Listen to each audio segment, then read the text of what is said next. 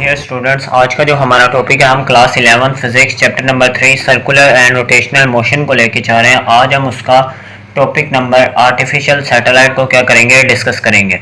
Artificial satellite होती क्या है? सैटेलाइट आप लोगों को पता है, जो भी ऑब्जेक्ट हो जो कि अर्थ के गिर्द क्या कर रहा हो, घूम रहा हो, उसको क्या कहेंगे? हम सैटेलाइट कहेंगे। सही है। जो भी ऑब्जेक्ट जो अर्थ के गिर्द क्या कर रहा हो, रिवॉल्व कर रहा हो, ऐसे ऑब्जेक्ट को क्या कहेंगे? हम सैटेलाइट। अब आपका जो टॉपिक है बुक का वो है आर्टिफिशियल सैटेलाइट। वो सैटेलाइट जो हम खुद बनाते हैं उन्हें क्या कहते हैं? हम आर्टिफिशियल सैटेलाइट।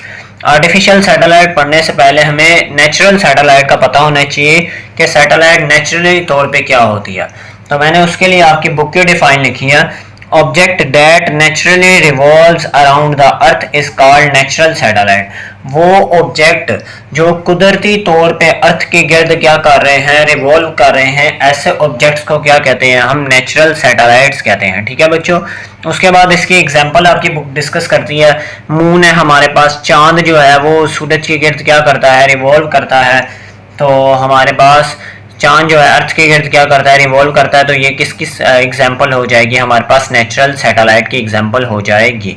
ठीक है। इसके बाद आता है आर्टिफिशियल सैटेलाइट। यहाँ से आपका टॉपिक क्या होता है? स्टार्ट होता है। आर्टिफिशियल सैटेलाइट वो सैटेलाइट्स होते हैं जो कि इंसान बनाता है।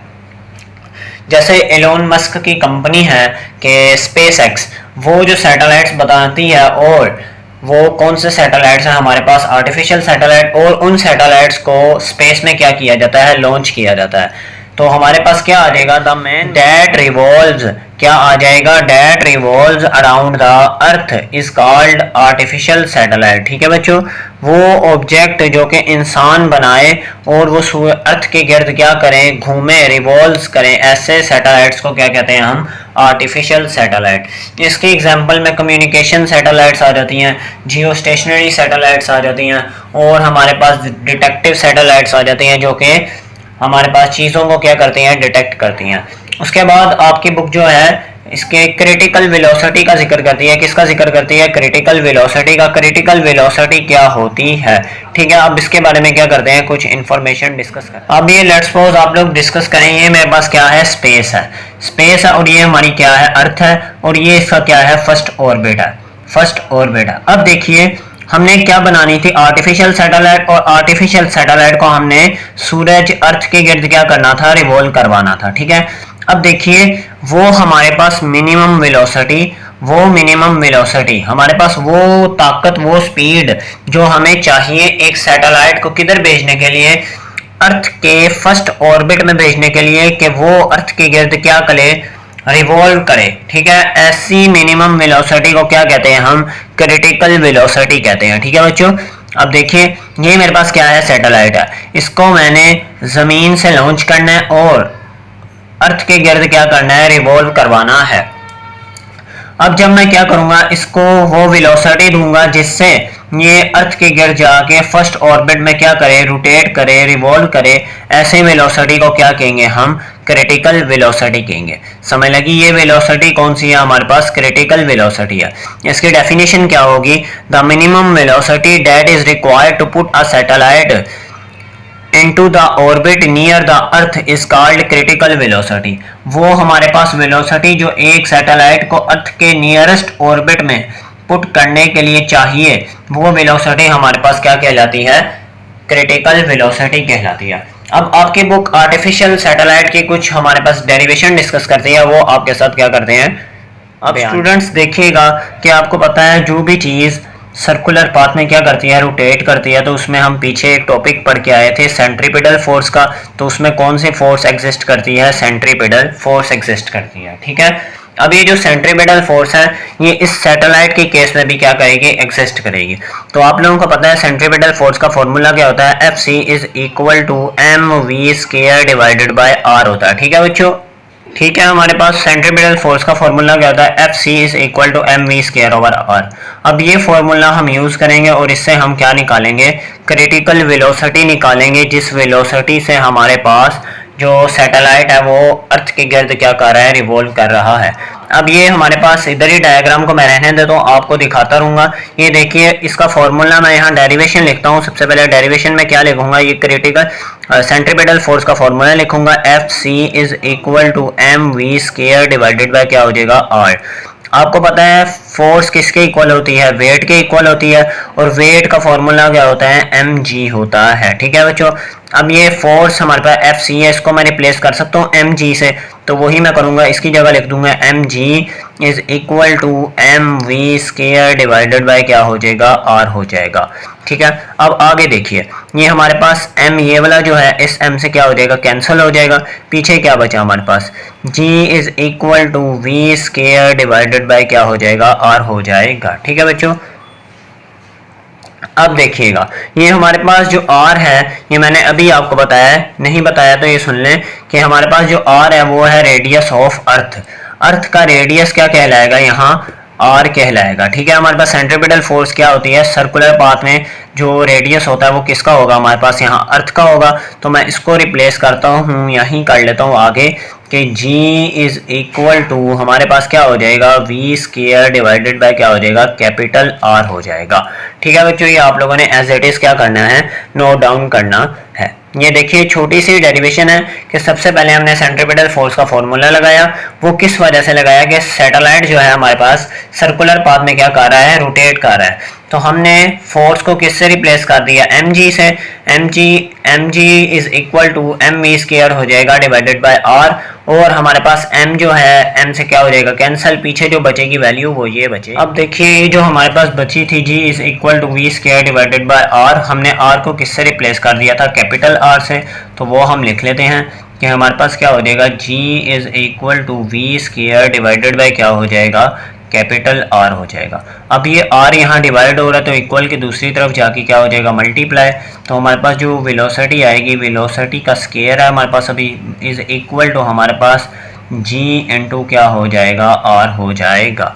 ठीक है, अब एक चीज़ समझिएगा कि हमने एक सैटेलाइट को लॉन्च किया फर्स्ट ऑर्बिट में। अब आप लोग कह सकते हैं कि सर ये हमारे पास स्मॉल r कैपिटल R से रिप्लेस कैसे हुआ, इसका मुझे बताएं। अब ये देखिएगा कि ये हमारे पास क्या था, डायग्राम थी, अर्थ हमारे पास, और ये हमारे पास क्या है, फर्स्ट ऑर्बिट है। क्या है, फर्स्ट ऑर्बिट। इसमें हमने क्या किया, सैटेलाइट को भेजा। अब अर्थ की सरफेस और इस फर्स्ट ऑर्बिट के दरमियान कुछ हाइट एग्जिस्ट करती है, तो आपने यहाँ सैटेलाइट के रेडियस के लिए स्मॉल r को कैपिटल R से कैसे रिप्लेस कर दिया, ये आप हमें बताइए। तो ये सवाल बन सकता है कि हमने स्मॉल r को कैपिटल R से कैसे रिप्लेस किया। स्मॉल r तो हमारे पास रेडियस था सरफेस और सैटेलाइट के दरमियान, क्योंकि ये देखिए ये जो हमारे पास रेडियस है, हाइट है, ये भी तो अलग एक हाइट और रेडियस बन सकता है। ठीक है, अब हमने कैसे रिप्लेस किया, आपने ये बात याद रखनी है कि अज्यूम करना है कि हमारे पास जब हम सैटेलाइट को क्या करेंगे, लॉन्च करेंगे, जब वो क्या जाएगा, फर्स्ट ऑर्बिट में जाएगा, तो हमारे पास जो सरफेस और फर्स्ट ऑर्बिट के दरमियान हाइट होगी ना, वो क्या होगी, निग्लिजिबल होगी। ठीक है, निग्लिजिबल होगी, ना होने के बराबर होगी। ठीक है बच्चों, जब हमारे पास हाइट क्या होगी, निग्लिजिबल, तब हमारे पास फर्स्ट ऑर्बिट हमारे पास अर्थ की सरफेस के बिल्कुल क्लोज आ जाएगा। तब हम इस r को रिप्लेस कर सकते हैं किससे, कैपिटल R से। ठीक है, तब हम स्मॉल r को रिप्लेस कर सकते हैं किससे, कैपिटल R से, अर्थ के रेडियस से। इस वजह से यहाँ क्या आया है, कैपिटल R आया है। ठीक है बच्चों, अब आपको पता है स्क्वायर को काटने के लिए स्क्वायर रूट लेना पड़ता है, तो क्या लिखेंगे, taking square root on both side. Both side पे क्या ले लेंगे हम, स्क्वायर रूट ले लेंगे। तो v² का क्या हो जाएगा, स्क्वायर रूट हो जाएगा, is equal to square root के अंदर क्या आ जाएगा, g आ जाएगा और r आ जाएगा। ठीक है, ये स्क्वायर रूट से क्या हो जाएगा, कैंसिल। तो पीछे जो हमारे पास वेलोसिटी आई वो क्या आई, अंडर रूट इंटू GRI। ठीक है, ये हमारे पास जो वेलोसिटी आई, ये वेलोसिटी क्या कहती है, कहलाती है हमारे पास क्रिटिकल वेलोसिटी कहलाती है। ठीक है, ये हमारे पास क्या है, वेलोसिटी, क्रिटिकल वेलोसिटी है। आपको समझ आ गई, इतनी सी डेरिवेशन थी। अब कुछ MCQs क्या करेंगे, डिस्कस करेंगे। आपका यहाँ टॉपिक क्या हो जाता है, इख्तिताम पजीर हो जाता है। लेकिन हम क्या करेंगे, कुछ एमसीक्यूज डिस्कस करेंगे ताकि जो बोर्ड पॉइंट ऑफ व्यू से सवाल इंपॉर्टेंट हैं वो कैसे पूछे जाते हैं वो मैं आपको बताता हूँ। एमसीक्यूज, अब यहाँ हम क्रिटिकल वेलोसिटी की वैल्यू निकालना चाहते हैं। वेलोसिटी की वैल्यू क्या करना चाहते हैं, फाइंड करना चाहते हैं। तो अंडर रूट, आपको पता है अर्थ पे जी की वैल्यू कितनी होती है, 9.8 होती है। तो 9.8 वैसे ही आ जाएगा, मल्टीप्लाई और रेडियस हमारे पास होता है 6400 किलोमीटर।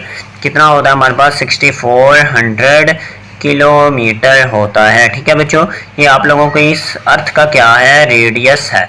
अब इन दोनों वैल्यूज़ को मल्टीप्लाई करें तो हमारे पास जो वेलोसिटी निकलती है, क्रिटिकल वेलोसिटी, वो हमारे पास कितनी निकलती है, 7.9 किलोमीटर पर सेकेंड।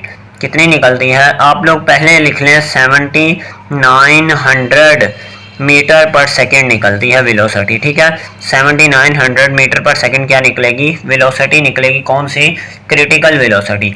अब इतनी वेलोसिटी हमें चाहिए एक सैटेलाइट को अर्थ के नियरेस्ट ऑर्बिट में भेजने के लिए। ठीक है, अब ये कितनी वेलोसिटी है, 7900 मीटर पर सेकेंड। इसको अगर हम साइंटिफिक नोटेशन में लिखना चाहें, प्रीफिक्सेस की फॉर्म में लिखना चाहें, तो ये हमारे पास हो जाएगा 7.9 किलोमीटर पर सेकेंड हो जाएगा। ठीक है बच्चों, ये हमारे पास क्या हो जाएगी, क्रिटिकल वेलोसिटी हो जाएगी। ठीक है, अब आपको स्टूडेंट पता चल गया इस वेलोसिटी की वैल्यू कितनी आएगी, 7.9 किलोमीटर पर सेकेंड की आएगी, वैल्यू आएगी। इस वेलोसिटी से हम इस सैटेलाइट को अर्थ के नियरेस्ट ऑर्बिट में क्या कर सकते हैं, रिवॉल्व। अब देखिए स्टूडेंट, आप लोग एक और सवाल कर सकते हैं कि सर हमारे पास सैटेलाइट को कितना टाइम लगेगा एक ऑर्बिट में रिवॉल्व करने के लिए, वो हमारे पास टाइम पीरियड क्या होगा वो भी कैलकुलेट करें।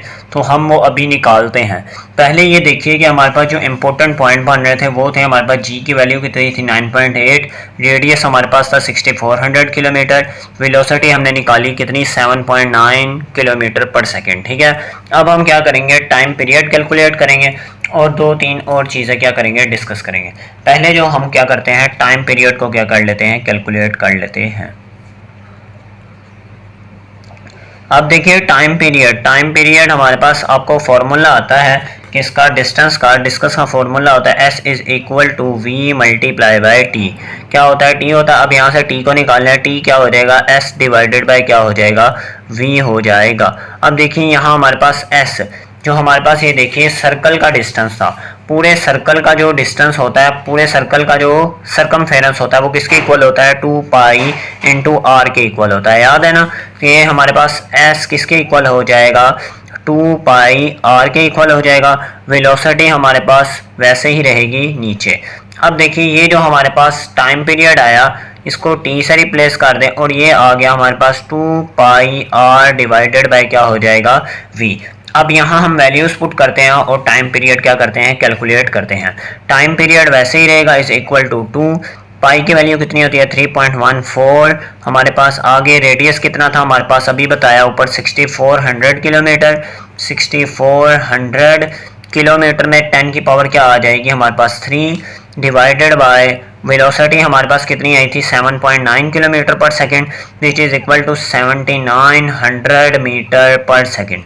अब इन सब चीज़ों को क्या करें, कैलकुलेट करें। जो टाइम पीरियड आता है वो हमारे पास आता है 84 मिनट आता है। ठीक है, 84 मिनट्स में हमारे पास एक सैटेलाइट क्या करेगा, एक ऑर्बिट में अपना चक्कर क्या करेगा, कंप्लीट करेगा। ये हमारे पास क्या आ गया, टाइम पीरियड आ गया। नज़र आ रहा है स्टूडेंट से, देखें कि एक हमारे पास जो सैटेलाइट है जब वो सर्कुलर ऑर्बिट में क्या करेगा, रिवॉल्व करेगा, उसको 84 मिनट टाइम चाहिए सर्कल में क्या करने के लिए, रिवॉल्व करने के लिए। ठीक है, ये आप लोगों ने नोट कर लेना।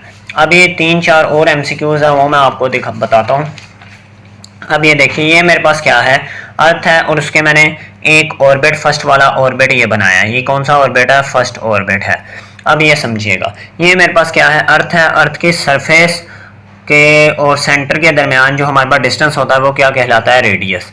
अब देखिए कि अगर हमारे पास वेलोसिटी कितनी हो, 27,000 किलोमीटर पर आवर, इतनी वेलोसिटी हो तो हमारे पास जो सैटेलाइट है, ये जो सैटेलाइट है ये सर्कुलर ऑर्बिट में सूरज अर्थ के गिर्द क्या करता रहेगा, रिवॉल्व करता रहेगा। ठीक है, अगर हमारे वेलोसिटी इससे क्या होती है ज़्यादा, इस वैल्यू से क्या होती है ज़्यादा, तो ये इस पाथ को अडोप्ट कर लेगा, एलिप्टिकल पाथ। ठीक है, एलिप्टिकल पाथ मतलब ओवल शेप में ये क्या करेगा, अर्थ के गिर्द क्या करेगा, सैटेलाइट रिवॉल्व करेगा। और अगर इससे भी वैल्यू आप क्या कर दें, ज़्यादा कर दें, तो ये अर्थ की सरफेस ऑर्बिट को क्या कर देगा, एस्केप आउट कर देगा। ठीक है, निकल जाएगा ऑर्बिट से। ठीक है, अब ये समझना है कि हमारे पास अगर ये वेलोसिटी हो तो सैटेलाइट सर्कुलर ऑर्बिट में रिवॉल्व करेगा। अगर हमारे पास इससे ज़्यादा हो जाए 30,000 किलोमीटर पर आवर, तो हमारे पास जब सैटेलाइट किस पाथ में रिवॉल्व करेगा, एलिप्टिकल पाथ में रिवॉल्व करेगा।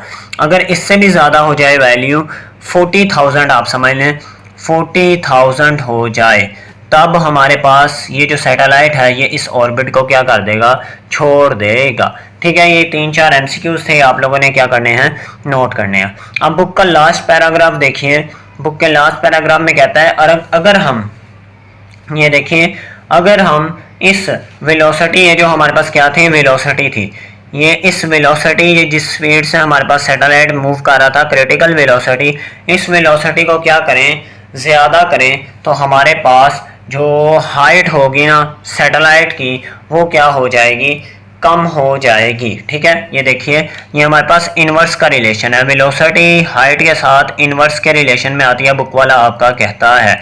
अगर आप क्रिटिकल वेलोसिटी को क्या करें, ज़्यादा करें, तो हमारे पास जो सैटेलाइट की हाइट होगी वो कम से कम होगी सरफेस से, अर्थ की सरफेस से। अब देखिए, स्पीड ज़्यादा कर दें तब हमारे पास जो सैटेलाइट है करीब करीब क्या करेगा, रिवॉल्व करेगा। और अगर आप हाइट क्या कर दें, ज़्यादा कर दें, तब उसकी स्पीड क्या हो जाएगी, कम हो जाएगी, क्या हो जाएगी, कम हो जाएगी। और इसी तरह हम टाइम के साथ भी इसका रिलेशन बना लेते हैं। देखिएगा कि अगर हम हाइट को क्या कर दें, ज़्यादा कर दें, हाइट अगर ज़्यादा हो जाए, ये दूर चला जाए ऑर्बिट सरफेस से, तो हमारे पास सैटेलाइट को टाइम ज़्यादा लगेगा एक सर्कुलर ऑर्बिट में रिवॉल्व करने के लिए। यस, तो हमारे पास हाइट ज़्यादा तो टाइम भी क्या हो जाएगा, ज़्यादा। तो हाइट और टाइम का रिलेशन किस में आएगा, डायरेक्ट के रिलेशन में आएगा।